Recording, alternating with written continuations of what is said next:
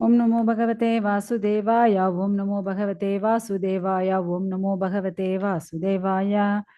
नारायणो नमस्कृत्य नरं चैव नरोत्तमं देवीं सरस्वतीं व्यासं ततो जयमुदीरये नष्टप्रायश्च अभद्रेषु नित्यं भागवत सेव्य भगवती उत्तम श्लोके भक्तिर्भवतीर्न शुभं करोति वाचालं पङ्गुं लङ्घयते गिरिं यत्कृपातमहं वन्दे श्रीगुरुदीनतारिणं परमानन्दमाधवं श्रीचैतन्येश्वरम्। ओम अज्ञानतिमिरान्धस्य ज्ञानाग्निशलाकया चक्षुन्मीलितं येन तस्मै श्रीगुरुवे नमः। नमो विष्णुदेवकृष्ण जगदेव स्वामी नमो धर्मतरं तानकरकरामदाय नमो विष्णुदेवकृष्ण भक्तिवेदांत स्वामी नमो नमः सरस्वती गौरवानुचारण भाषादेशधर जय श्री कृष्ण चैतन्य प्रभु नित्यानंद अद्वैत गदाधर श्रीवासदि गौर भक्तवृंद हरे कृष्ण कृष्ण कृष्ण हरे हरे राम राम राम हरे हरे हरे कृष्ण எல்லாருக்கும் நமஸ்காரம். ஸோ நம்ம இன்னைக்கு ஸ்ரீமத் பாகவதம் 8வது ஸ்கந்தம் 16வது அத்தியாயம் பார்க்க போகிறோம். ஸோ பயோவிரத வழிபாட்டு முறையை நிறைவேற்றுதல், ஸோ அதை பற்றி பார்க்க போகிறோம். இந்த அத்தியாயத்தில் மொத்தம் நமக்கு 62 ஸ்லோகங்கள் இருக்கு. ஸோ முடிஞ்ச அளவுக்கு இன்னைக்கு ஒரு 30 ஸ்லோகமாவது பார்த்துடலாம். சுகதேவ கோஸ்வாமி பரீட்சித்துக்கு சொல்லிட்டு இருக்காரு. ஏன்னா தேவர்கள் அதிதியுடைய புத்திரர்கள் தான் யாரு? தேவர்கள் எல்லாரும். ஸோ இப்போ அவங்க சொர்க்கலோகத்திலேருந்து எல்லாரும் மறைஞ்சு போயாச்சு, எல்லாம் அங்கேருந்து ஓடி போயாச்சு, மறைஞ்சிட்டாங்க. ஏன்னா அந்த இடத்த இப்போ யார் ஆக்கிரமணம் பண்ணது? பலி மகாராஜ் இல்லையா? ஸோ இப்படி அசுரர்கள் அந்த இடத்த ஃபுல்லாக அவங்க ஆக்கிரமிச்சாச்சு. அதனால அதித்தியோடைய மகன்களான, ஏன்னா தேவர்கள் அனைவரும் அதித்தியோட மக்கள், தித்தியோட மக்கள் தான் யாரு? அசுரர்கள் இல்லையா? ஸோ இப்போ அதித்தியோட மக்கள் எல்லாம் ஓடியாச்சு. அந்த இடத்துல திதியோட பசங்களுடைய வம்சத்தினர், ஓகேங்களா? ஸோ அவங்க அந்த இடத்த பிடிச்சாச்சு. இப்போ அதித்திக்கு ரொம்ப கஷ்டமா போயிடுச்சு. ஏன்னா இப்போ என் குழந்தைங்க எங்க போனாங்கன்னு தெரியலையே, எல்லாம் மறைஞ்சு எங்கெங்கேயோ போய் ஒளிஞ்சிருந்தாங்க அப்படின்னு அவங்களுக்கு ரொம்ப மன கஷ்டமாயிடுச்சு. ஏன்னா போய் சொல்றதுக்கும் அவங்களுக்கு யாரும் இல்லை. ஏன்னா கஷ்யபர் தவத்தில் இருக்காரு. கஷ்யபர் முனிவர் தவம் பண்ணிட்டு அப்படியே சமாதி நிலையில இருக்காரு. யாருக்கிட்ட போய் சொல்ல முடியும் இல்லையா? ஸோ அதனால பொறுமையா இருக்காங்க. எத்தனையோ நாட்கள் கடந்து போயிடுச்சு. ஸோ இப்படியே பல நாட்கள் பல வருடங்கள் அப்படியே கடந்து போகுது. ஆனதுக்கு அப்புறம் தான் கஷ்யபர் என்ன பண்றாரு அப்படின்னா, அவர் சமாதியிலிருந்து வெளியே வர்றார். அவர் ஆசிரமத்துக்கு திரும்பி வர்றாரு, அதிதியோடைய ஆசிரமத்துக்கு வர்றாரு. ஏன்னா அங்க இருந்த சூழ்நிலையை பார்க்கும்போது அவருக்கு கொஞ்சம் மனசு கஷ்டமா இருக்கு. ஏன்னா அந்த இடத்துல, ஏன்னா பெண்களுடைய முகத்தை நம்ம பார்க்கும்போதே கண்டுபிடிச்சிடலாம், அவங்க சந்தோஷமா இருக்காங்களா, துக்கமா இருக்காங்களா, கோபமா இருக்காங்களா அப்படின்னுட்டு அவங்க முகத்தை பார்த்தாலே கண்டுபிடிச்சிடலாம் இல்லையா? ஸோ அப்படி அவர் வரும்போது இந்தம்மா அதித்தி கஷ்யபருக்கு தேவையான அனைத்து சேவையும் செஞ்சிட்டு இருக்காங்க. இப்படி செய்யும்போது மனைவி கவலையோடு இருக்கிறத அவர் கண்டுபிடிச்சாச்சு. அதனால அவர் கேட்கிறாரு, என்னமாச்சு? நீ ரொம்ப அன்பானவாச்சு, ஏன்னா நீ மத கொள்கைகள் எல்லாம் ரொம்ப நல்லா பர்ஃபெக்டா அந்த தர்மத்தெல்லாம் ஃபாலோ பண்ணக்கூடியவ. அதே போல நல்ல குணம் படைத்தவள் யாரு? அதித்தி இல்லையா? ஆனா என்னவோ அமங்கல சம்பவம் நடந்த போல இருக்கு, உன் முகம் அப்படி வாட்டமா இருக்கு, ஏதோ ஒரு துக்கத்துல நீ இருக்க. ஸோ என்ன காரணம்? ஏன்னா அதை கேட்கலன்னு வச்சுக்கோங்க, அவர் ஒரு நல்ல கணவரா இருக்கிறதுக்கு லைக்கே கிடையாது. ஏன்னா மனைவியை பார்த்த உடனே கணவர் கண்டுபிடிக்கணும், என்னாச்சு, எதுக்காக நீ இப்படி இருக்க அப்படின்னுட்டு அந்த முகத்தை பார்த்தே கண்டுபிடிச்ச முடியும் இல்லையா? அப்படி கேட்கலன்னு வச்சுக்கோங்க, அப்ப என்ன ஆகும்? அவங்கள சொல்லி சொல்லி நாம தான் டென்ஷன் ஆகி உக்காந்துட்டு இருக்கணும். அதனால நம்ம உடலையும் உள்ளத்தையும் பக்தியையும் பர்ஃபெக்டாக பார்த்துக்கோங்க. ஸோ இப்ப வந்து அவர் வந்து கேட்கிறாரு. கஷ்யபர் வந்து கேட்கிறாரு. "ஏம்மா இப்படி இருக்க? என்னாச்சு? நீ வந்து எவ்வளோ ஒரு நல்ல அதாவது நல்லா பெர்ஃபெக்ட்டா அந்த தர்மத்தெல்லாம் ஃபாலோ பண்ணக்கூடியவங்க இவங்க. அப்படி இருக்கும்போது உனக்கு என்ன ஆச்சு? ம். ஏன்னா நீ வந்து மதக் கொள்கை அந்த தர்மத்தெல்லாம் பெர்ஃபெக்ட்டா ஃபாலோ பண்ணக்கூடியவள். அதேபோல பொருளாதார முன்னேற்றம், புலன் திருப்தி எல்லாரும் வாழ்க்கைக்கு இதெல்லாம் ரொம்ப ரொம்ப முக்கியம். அதேபோல ஆன்மீகத்திலயும் நீ வந்து அவ்வளவு அம் சிரேஷ்டமானவள். அதாவது சிறந்தவள்.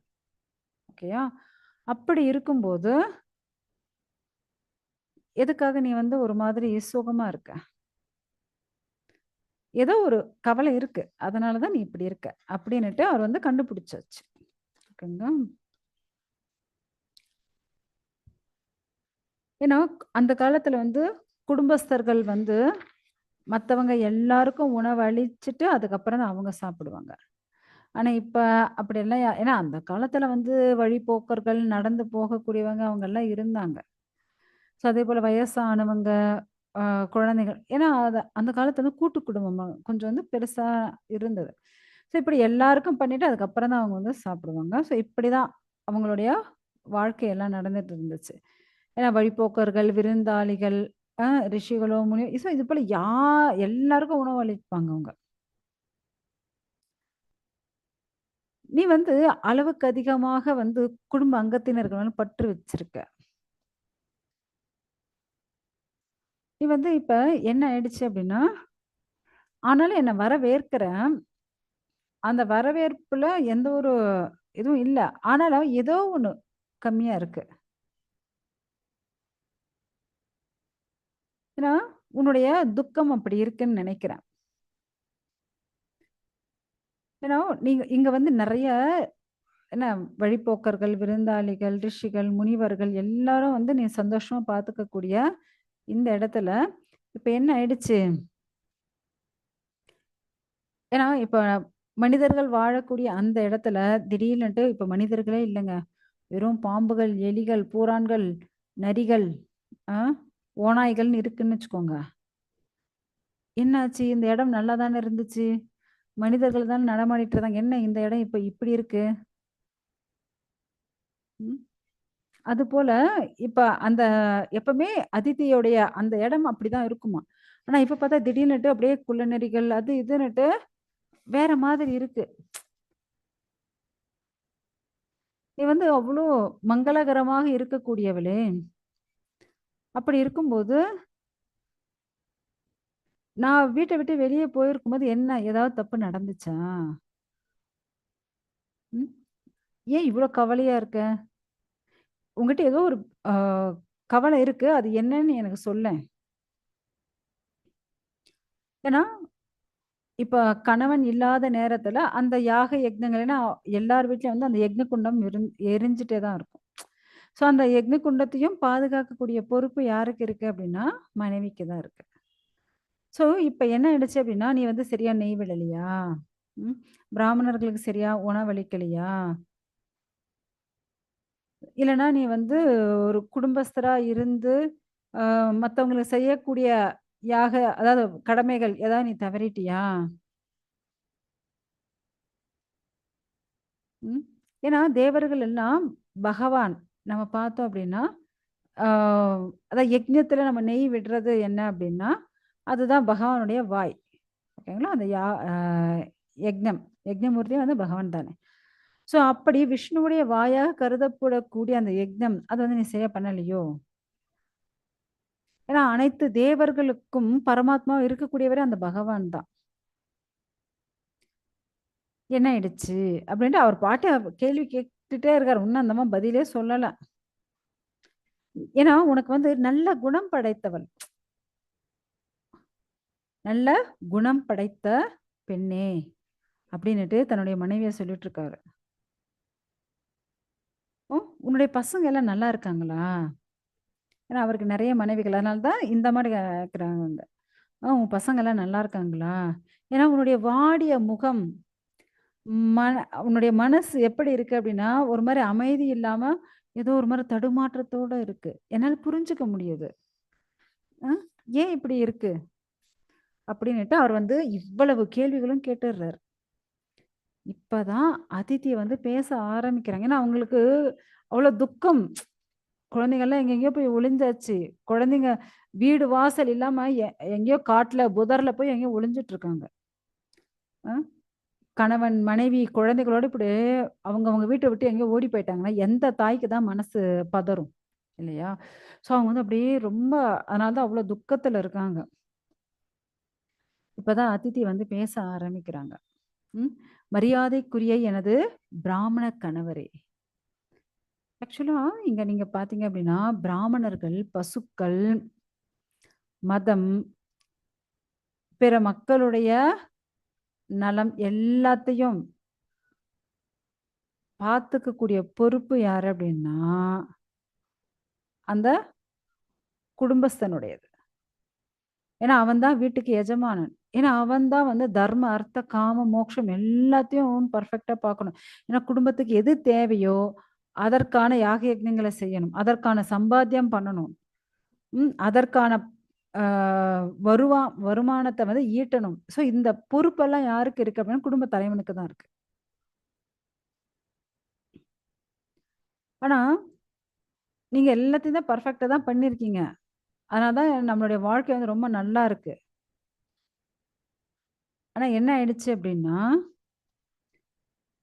"ஓ என்னுடைய அன்புள்ள கணவரே, இங்க வந்து அக்னி, விருந்தாளிகள், பணியாட்கள், பிச்சைக்காரர்கள் எல்லாரும் வந்து நான் வந்து எல்லாத்தையும் கரெக்ட்டா தான் பார்த்துட்டு தான் இருக்கேன். நான் வந்து அதேபோல மதக் கொள்கைகள், தர்மங்கள் அதெல்லாம் பெர்ஃபெக்ட்டா பண்ணிட்டு தான் இருக்கேன். எதையும் நான் வந்து விடவே இல்ல.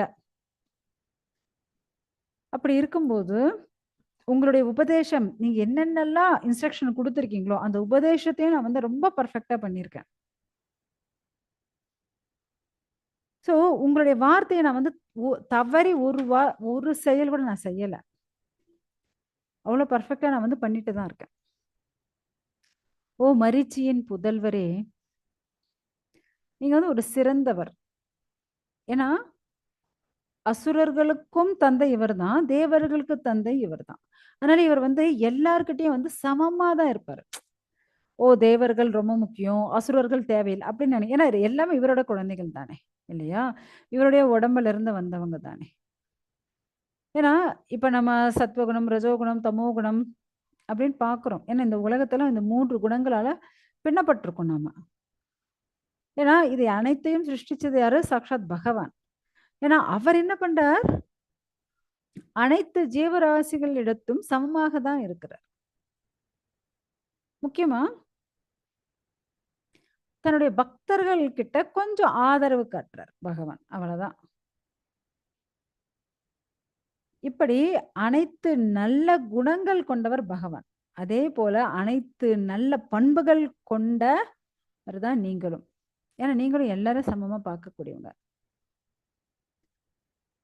நான் வந்து உங்களுடைய ஒரு பணிப்பெண்ணுங்க. பாருங்க. எந்த மனைவியாவது கணவன்கிட்ட இப்படி சொல்லுவாங்களா? இப்படிதான் பேசணுமா? நான் வந்து உங்களுடைய பணிப்பெண். எனக்கு கொஞ்சம் ஆதரவு காட்டுங்க.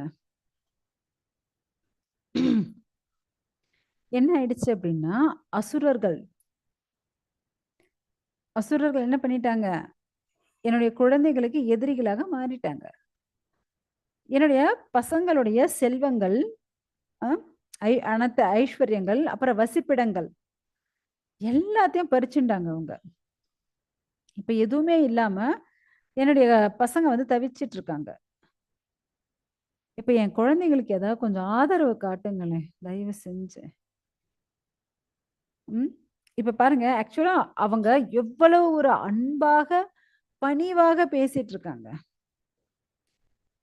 அதே இடத்துல கொஞ்சம் ஏன்னா இந்த அம்மா வந்து அவ்ளோ ஒரு சத்துவ குணத்தோட இருக்காங்க. அதனால இவ்வளவு பணிவாக அவங்க வந்து பேசிட்டு இருக்காங்க.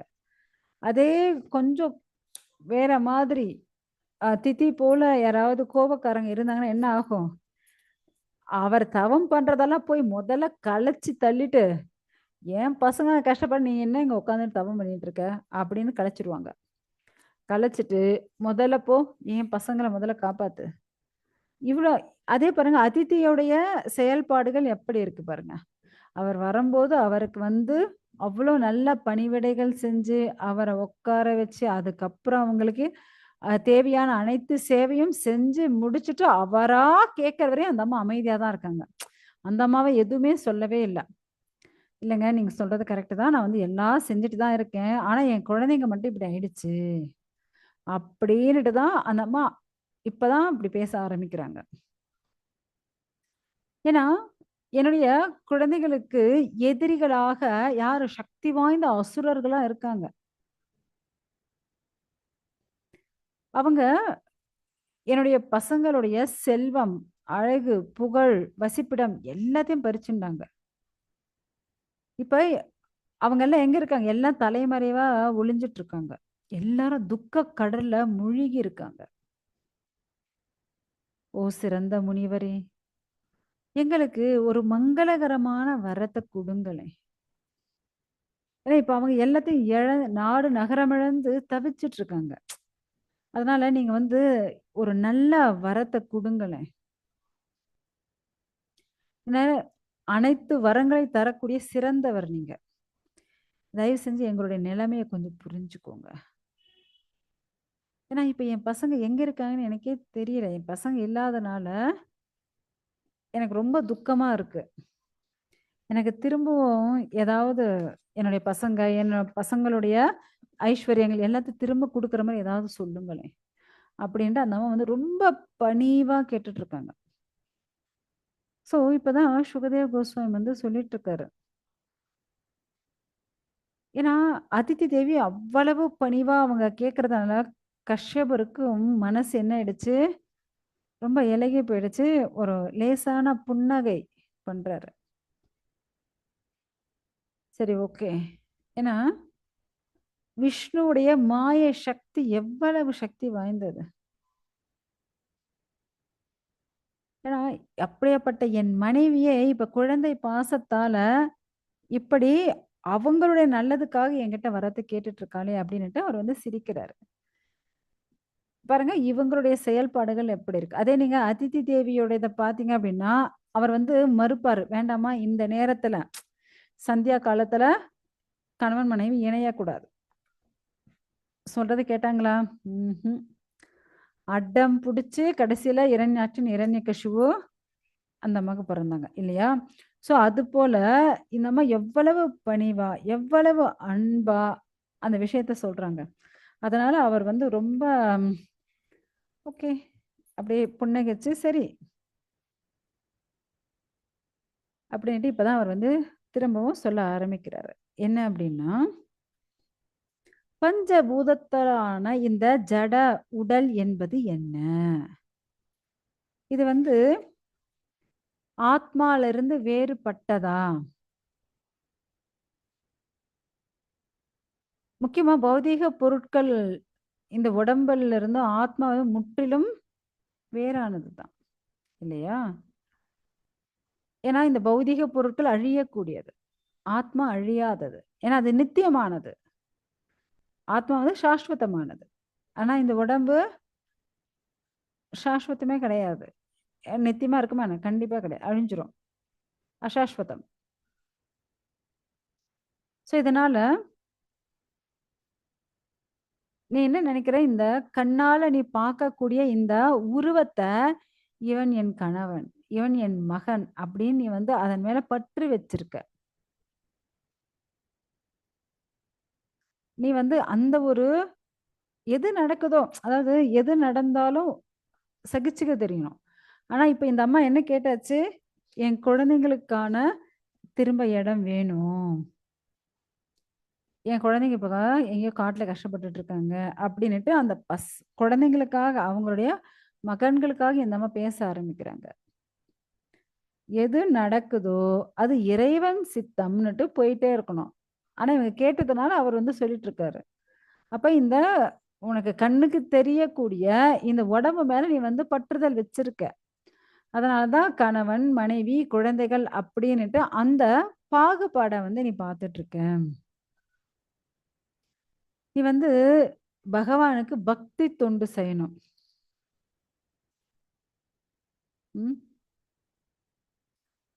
எப்படி செய்யணும்? ஏன்னா அவர்தான் அனைத்து ஜீவராசிகளுக்கும் எஜமானர். அவரால மட்டும்தான் எதிரிகளை அடக்கக்கூடியவர். நம்மளால ஒண்ணும் முடியாது. ஏன்னா அவர் எல்லாருடைய ஹிருதயத்துல இருக்கக்கூடியவர். அவர்தான் கிருஷ்ணர் மற்றும் வாசுதேவன். இந்த பிரபஞ்சம் அனைத்திற்கும் மூல காரணம் அவங்கதான். அவங்கதான் ஆன்மீக குருவாகவும் இருக்கக்கூடியவங்க. சர்வ மங்களம் வரங்களை அளிக்கக்கூடியவர்களும் அவங்கதான்.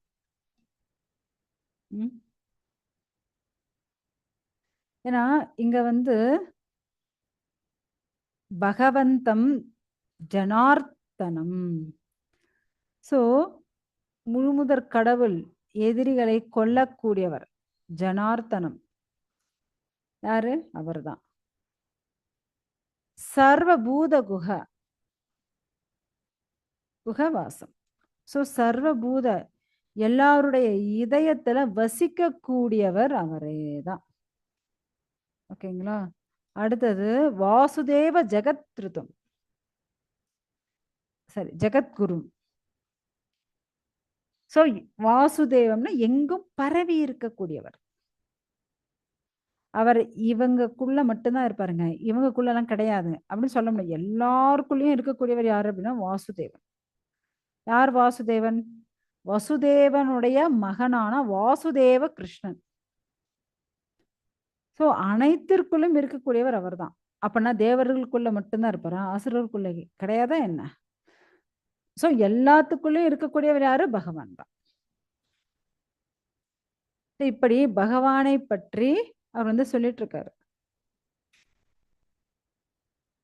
அப்படியாப்பட்ட அந்த பகவான்,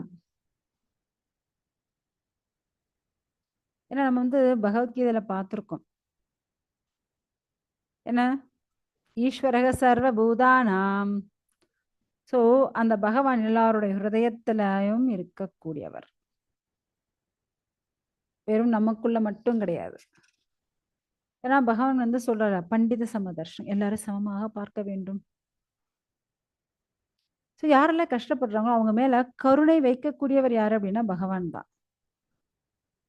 ஏன்னா அனைத்து ஆசைகளையும் நமக்கு நிறைவேற்றி கொடுக்கக்கூடியவர் யாரு? பகவான் தான். அப்படி நமக்கு நடக்கணும் அப்படின்னா நாம் என்ன செய்யணும்? பக்தி தொண்டு தான் செய்யணும்.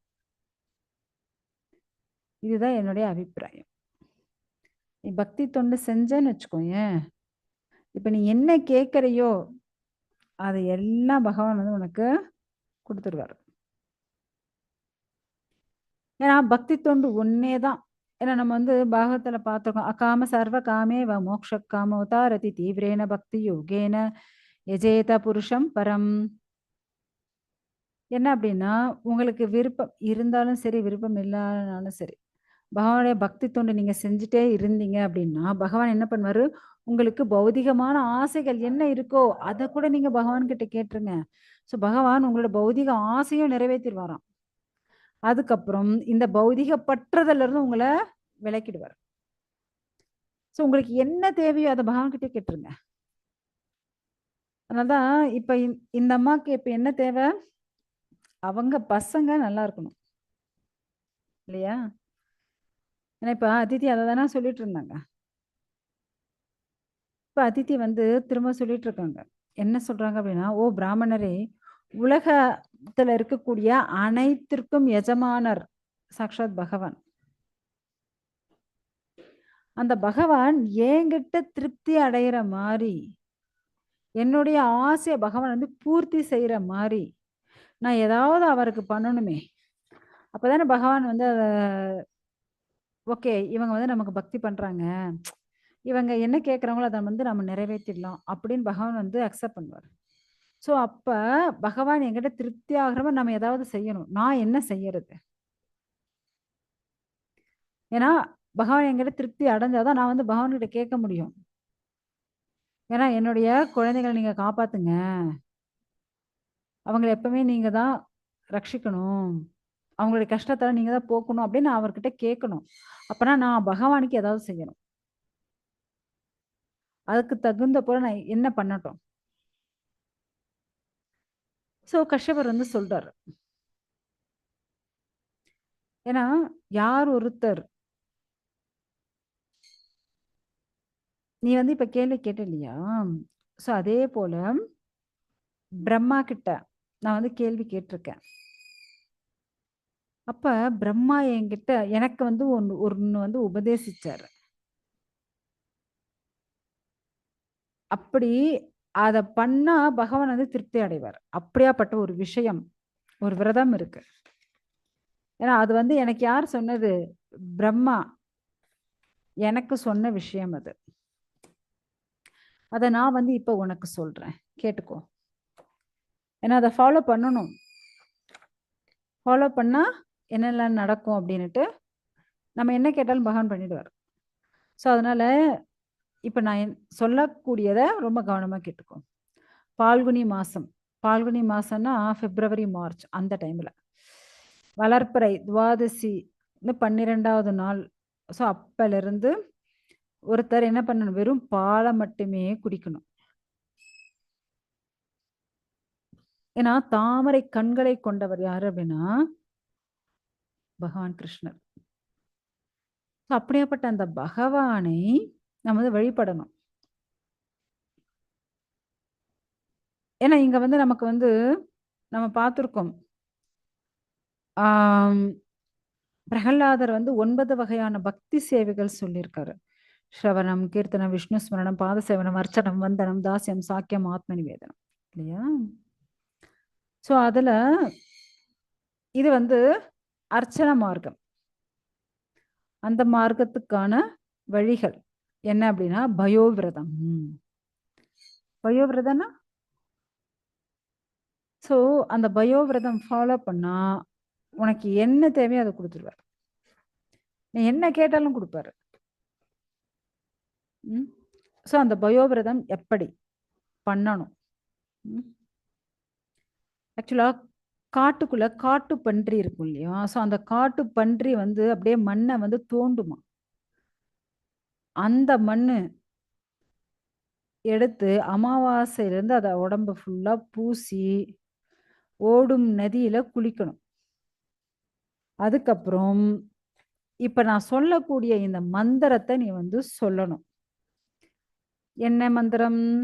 त्वं தேவி ஆதி வராகேனம் ரசாயா ஸ்தானம் இச்சதா உத்ருதாசி நமஸ்துப்யம் பாப்மானம் மே பிரணாசய. இந்த மந்திரத்தை சொல்லணும். என்ன அர்த்தம் தெரியுங்களா?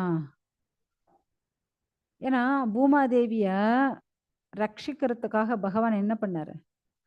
காட்டுப்பன்றி ரூபத்துல வந்தார். அந்த முழுமுதற் கடவுள் அந்த தண்ணியில இருந்து கர்ப்ப சமுதிரத்துல இருந்து தூக்கிட்டு வந்தார்.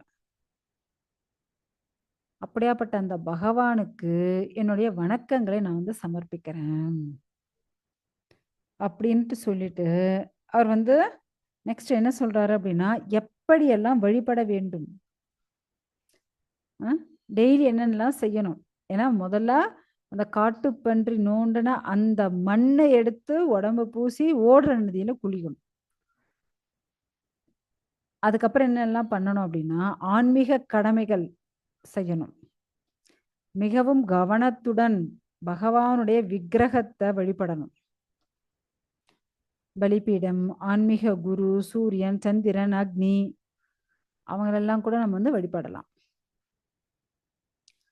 முக்கியமா ஏன்னா அந்த பகவான் வந்து ஹிருதயத்துல வசிக்கக்கூடியவர். உன் கூடயும் இருக்கார், எல்லார் கூடயும் இருக்கார், எல்லாருக்குள்ளயும் சாட்சியாகவும் இருக்கார்.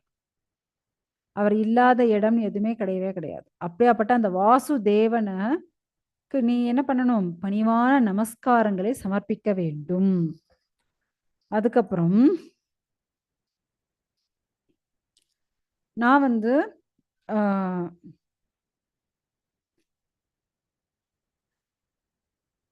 ஏன்னா ஓ பகவானே நம்ம வந்து பக்திய தான் அங்க வந்து நிலைநாட்டணும். ஏன்னா பகவான் வந்து ஜட கண்களுக்கு தெரிவார் அப்படின்னு இல்ல. ஏன்னா இந்த பௌதிக லோகமே பகவான சிருஷ்டிக்கப்பட்டது. 24 மூலப்பொருட்களால சிருஷ்டிக்கப்பட்டது. இப்ப நீங்க ஸ்தூல சரீரம், சூக்ஷ்ம சரீரம் இருக்கா? அதேபோல ஆம், பஞ்சபூதங்கள். பஞ்சபூதங்கள் என்னென்ன? என்ன? நிலம், நீர், நெருப்பு, காற்று, ஆகாயம். சூக்ஷ்ம சரீரம், மனம், புத்தி, அகங்காரம். 10 புலன்கள், 5 ஞானேந்திரியங்கள், 5 கர்மேந்திரியங்கள். பாருங்க, கவுண்ட் பண்ணா கரெக்ட்டா 24 வந்துரும். மூல பிரகிருதி. ஸோ எல்லாம் என்ன? 24 தத்துவங்கள். ஸோ இது எல்லாமே என்ன? பகவானுடைய சிருஷ்டி தான். அப்படி இருக்கும்போது அந்த பகவானை எப்படி வழிபட வேண்டும்? என்ன செஞ்சா பகவான் வந்து நமக்கு அனுக்கிரகம் செய்வார் அப்படின்னுட்டு அவர் வந்து சொல்லிட்டு இருக்காரு. அவர் இன்னும் என்ன சொல்றாரு அப்படின்னுட்டு நம்ம வந்து நாளைக்கு கிளாஸ்ல பார்க்கலாம். ஸோ இன்னையோட நமது வந்து 30 ஸ்லோகங்கள் முடிஞ்சாச்சு. நாளைக்கு 31வது ஸ்லோகத்திலிருந்து நாம வந்து பார்க்கலாம். ஓகேங்களா? ஏதாவது சந்தேகம் இருந்தால் கேட்கலாம்.